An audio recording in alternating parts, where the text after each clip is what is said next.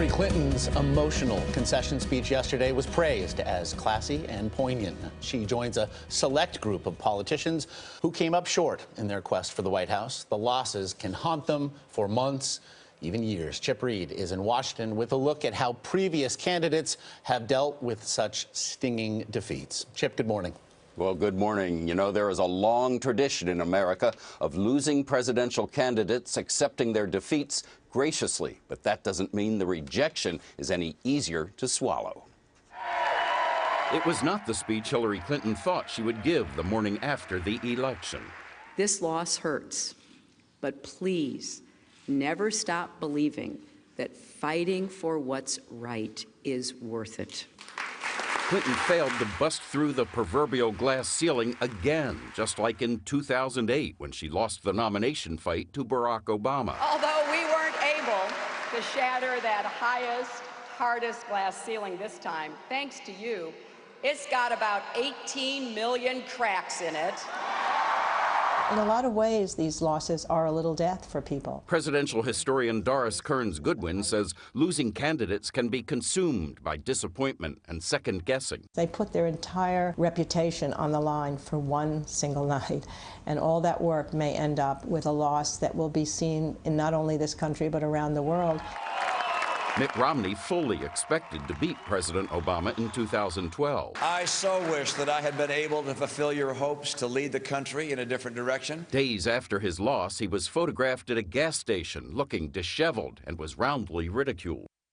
I want conservatives to win. He and his wife Ann appeared on CBS This Morning 1 year later to reflect on his campaign. You know, it was a fabulous experience. I loved it. But look at that. John McCain was vanquished by Mr. Obama in 2008. We fought as hard as we could.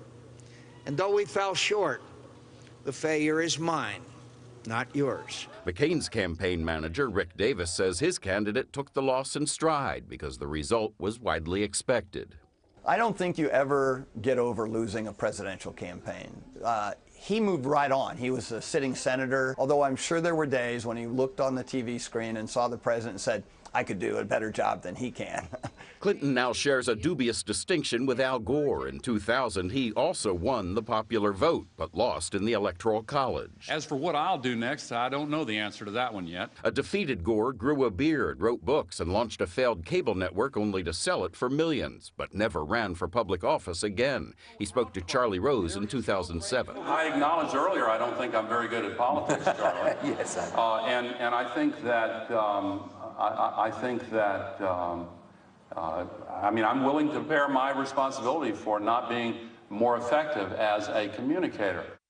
Michael Dukakis has said being able to go back to his job as governor of Massachusetts helped him return to a sense of normalcy. Some defeated presidents, including Jimmy Carter, became more popular as ex-presidents than they ever were in the Oval Office. Nora? A really good point, Chip. Thank you. It's hard. Point, it is really hard, and I think both sides congratulate the winner and feel something for the one who lost. It's so hard. And I know it wasn't for the presidency, but the fact that she delivered something of the same speech 8 years prior, the reopening of a wound had to be It was interesting to see those two tapes back to back. It'll be interesting to see what her next chapter is. Indeed.